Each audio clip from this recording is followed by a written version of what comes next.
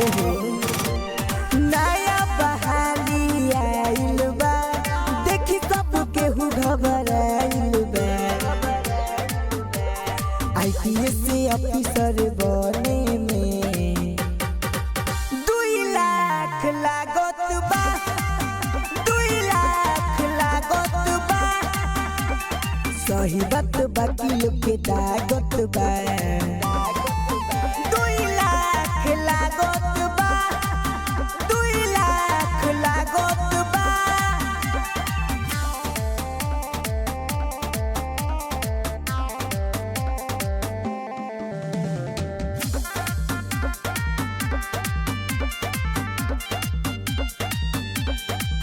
सगरो चलत चर्चा, इमे लागत कमे खर्चा। ई कौन तरीका हो कि लोग हो खता बड़ी परचा। घुस देके लोग करेला वरजी, लोग करेला खूब मन मरजी। सीरियस प्रेमी कहत बा, ई बिहार में हो खता बरजी। बेकार में ही सारा लोग जागत बा।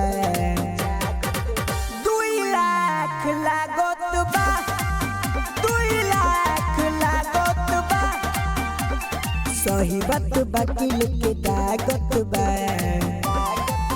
2 लाख लागत बा, 2 लाख लागत बा। दिया रिकॉर्डिंग स्टूडियो मोहम्मदपुर।